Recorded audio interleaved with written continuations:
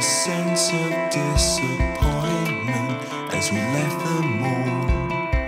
All the young people look the same, wearing their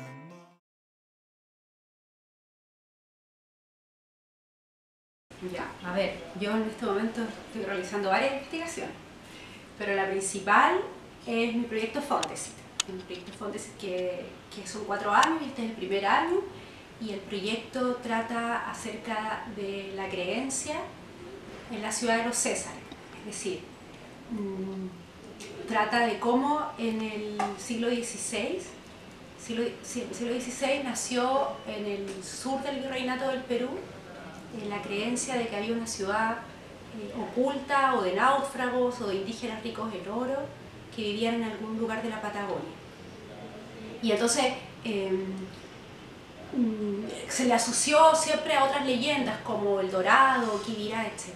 Sin embargo, en los siglos XVII y XVIII permaneció la creencia porque, creo yo, tuvo historicidad, es decir, hubo hechos relacionados con noticias de indígenas, con presencia de holandeses, con presencia de ingleses y sobre todo temor a que vayan a existir, pero además una serie de asuntos relacionados con el imaginario que hicieron pervivir la creencia y darla por verdadera.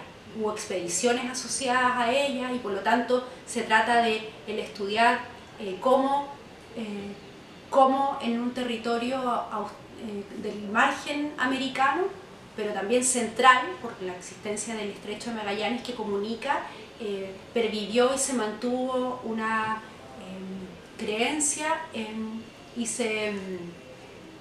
porque se relacionó con circunstancias locales. Por lo tanto es un asunto de escala, desde lo local al imperial, para poder observar un fenómeno.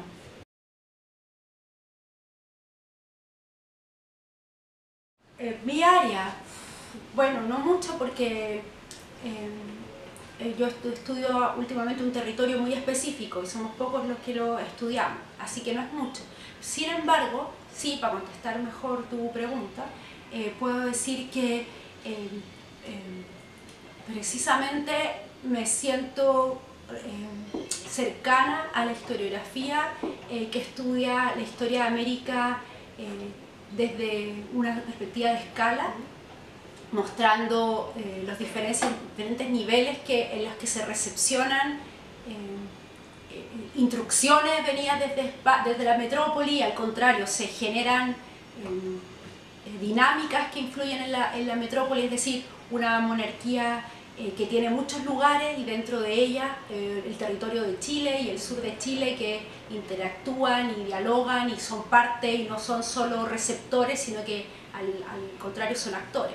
Y por otro lado también me siento cercana a las nuevas historiografías, bueno, no sé si tan nuevas, pero de los últimos años, que da protagonismo precisamente a los actores o a los agentes que conforman la monarquía y que no necesariamente es el Estado o los agentes oficiales.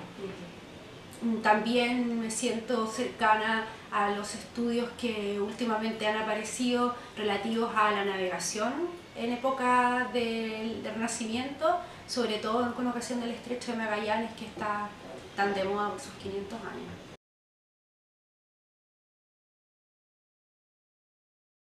Yo creo que ha sido natural entender y ir hacia las relaciones intermedias, por así decirlo. Es decir, si siempre se ha estudiado lo uno en oposición a otro, o el poder en relación a la opresión, o el centro en relación a la periferia, como yo misma lo estudié, creo que es mucho más interesante estudiar y ver en la documentación a los personajes intermedios, a las acciones intermedias que comunican realidades distintas y que finalmente son las que dan vida a gente, indígenas que esparcen noticias, soldados pero no oficiales ni virreyes, mujeres que son las que siempre se les relaciona y que dan la información de todo tipo, a lo mejor errada, y que tiene un protagonismo. Los campos en vez de las ciudades como centros de poder, es decir, las áreas periféricas, las haciendas, los campos, aquellos lugares que no son los centrales, pero que finalmente es donde vive la mayoría de la población, que genera cambios. Creo que la realidad de la historia moderna en América está mucho más en aquellos lugares intermedios que en los lugares grandes señalados y estudiados hasta ahora. Y eso se explica, creo yo, porque nosotros y cada vez más las nuevas generaciones tienen acceso a mucha más cantidad de información y a conectar mayor cantidad de información de la que se tenía en el pasado.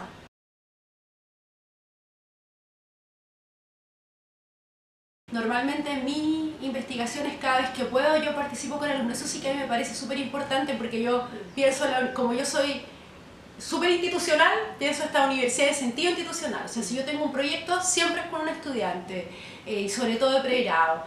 Si se trata de que la Vicerrectoría de Investigación crea un nuevo curso, ahí se me está ocurriendo poner a alguien en mis temas o en temas parecidos, es decir, aprovecho todas las oportunidades que la universidad da, porque creo que es muy incentivante para un estudiante que un profesor vea en él la posibilidad de que pueda hacer una investigación competitiva. Y eso sí que a mí me encanta, además lo disfruto muchísimo, o sea, una satisfacción que tú no te puedes imaginar. No, claro que sí, o sea, es retroalimentación total. Por ejemplo, creo que la primera persona con la que investigué, o sea, que investigó en un proyecto mío fue el Boris, y el Boris Araya dio nuevas ideas. Después la Carmen Channing, que de un tema que yo tenía como ya resuelto, la Carmen Channing buscó nuevas fuentes y hizo su tesis de magíster, y ahora yo la escucho, estuvimos en unas conferencias juntas el jueves y yo aprendo de ella. Y así sucesivamente. Me parece que no solamente en esta universidad, sino que ha habido casos en que yo he ligado estudiantes de esta universidad con otras tesis. Por ejemplo, el caso de la Amanda Caro, que es una tesis por un proyecto de antropología en la Austral. Y me parece que abrió un tema completamente nuevo, y como yo leo las tesis y no escucho alguna otra idea, me sirve a mí para muchas otras cosas. Es decir, de alguna manera el promover la investigación de los alumnos me beneficia a mí, porque como son mis temas o parecidos.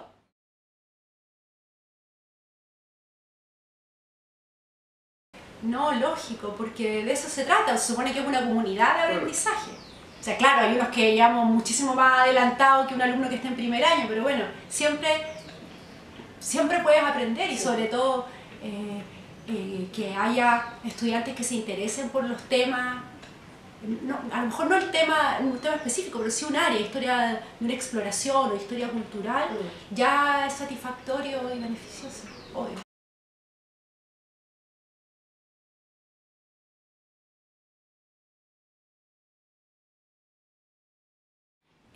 Bueno, siento que son conceptos, y como es un concepto es transversal a la historia.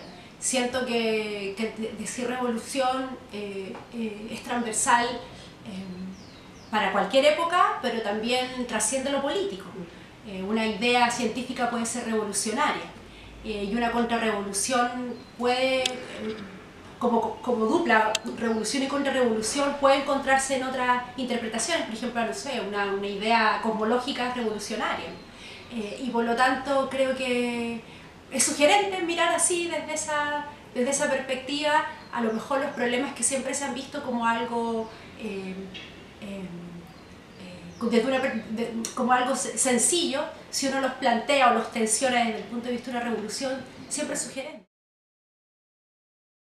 Claro, obviamente por mis temas yo no lo voy a ver como algo político. Sí, se me ocurriría, por ejemplo, se podría buscar alguna revolución colonial como la manifestación de muchas ideas que están latentes. Se podría también hablar de revolución y revuelta, por ejemplo, todo lo que pudo haber significado a nivel, por ejemplo, la recepción, o a nivel general en el mundo de las monarquías modernas,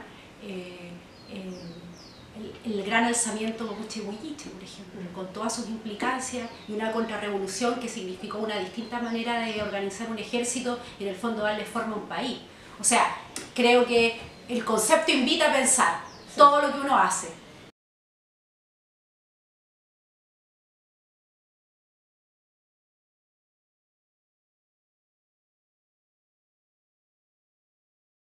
Ahora, a mí yo siempre quise estudiar historia, o sea, no se me ocurría hacer otra cosa que estudiar historia. Además porque me parecía que era como lo más bonito que uno podía hacer, era estudiar historia. Y yo cuando entré a estudiar acá me fascinó, era ayudante de Grecia. Me fascinaba la historia de Grecia porque sentía que estaba llena de conceptos que explicaban la historia y que yo no sabía que tenían ese origen. Me fascinó, fui ayudante siempre, pero a la hora de hacer mi tesis pensé en historia de América porque simplemente por exceso de celo. Me parecía que si yo no leía latino o griego no podía hacer una tesis en historia antigua.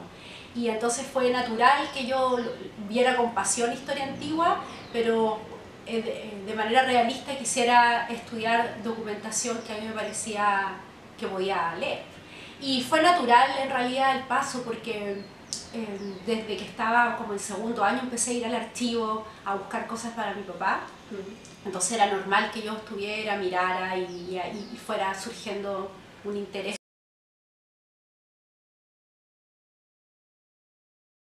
Nunca se me ocurrió que pudiera hacer algo, que pudiera hacer otra cosa para ser feliz. En realidad no es que a mí se me ocurriese estudiar historia por alguna, de verdad, en ese momento, porque yo entré a la universidad muy chica, con una convicción profunda del sentido de la historia en la vida. Simplemente me parecía que era una manera de vivir, leer y escribir.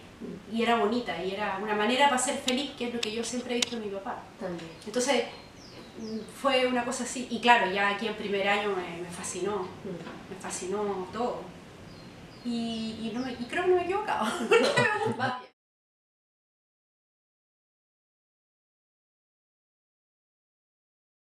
Creo que el mayor desafío es una cosa de tratar de conciliar tiempo, porque a mí me gusta, bueno, yo creo que todo el mundo tiene que hacer de todo, hacer clases, corregir pruebas, hacer clases en el posgrado, llevar las partes que nos toca por periodos de administración, gestión, etcétera, etcétera, hay que hacerlo, pero también hay que leer, estar al tanto con la nueva bibliografía que hay y la antigua, ir a congresos, preparar ponencias, preparar proyectos que genera muchísimo tiempo, desarrollar los proyectos, escribir, evaluar artículos, evaluar proyectos que también hay que hacer, es decir, al trabajar en una universidad son múltiples las tareas, entonces la parte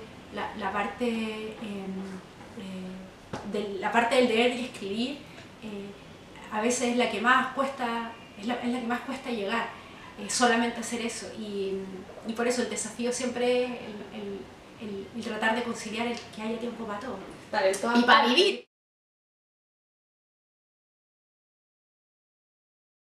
Bueno, todavía no ingreso porque es una notificación, es decir, he sido nombrada, o sea, elegida, y la ceremonia de ingreso va a ser, parece que en marzo, porque hay que acordar una fecha, es todo muy formal. A mí me emociona porque me parece un reconocimiento a la universidad, o sea, no soy yo sola, soy yo y la institución que me formó y en la que trabajo. Por lo tanto, pienso en mí, sí, pero pienso sobre todo en lo que puede significar para el Instituto de Historia, los estudiantes, mis colegas, no sé, lo que puede significar para el mundo en el que estoy rodeada. Eso en primer lugar, en términos personales. Y por otro, me parece, bueno, por otro, y el más importante, me parece emocionante poder formar parte de algo que tiene peso histórico, que tiene una trayectoria, que tiene una validez que le da el tiempo y le da la calidad de sus integrantes. Han pasado hombres, la mayoría son hombres, eso sí, está bien dicho el concepto, sí. De mucho valor en la historiografía nacional, la componen historiadores de mucha trayectoria, y por lo tanto entiendo que la academia fue demasiado generosa conmigo Y quiero pensar que lo que ha pasado es que ha visto en mí potencialidades que a lo mejor yo no he visto, pero no creo que se equivoque para haberme elegido. Así que para mí significa un impulso para todo lo que viene, porque es vitalicio. Por lo tanto, me queda mucho tiempo estar ahí, y en términos prácticos también. Implica ir 2 veces al mes, un martes en la tarde. Entonces implica también conciliar una actividad que me interesa, porque creo que es un momento en el que se conversan, en el que se exponen. En realidad la sesión de la academia principalmente es la exposición de una investigación novedosa y el comentario y reflexión que hacen los miembros de la academia sobre ese tema y otros afines, que es un espacio de encuentro íntimo, de enorme calidad, que hace sentir, creo, a sus integrantes llenos de satisfacción por estar presenciando el avance de la historiografía.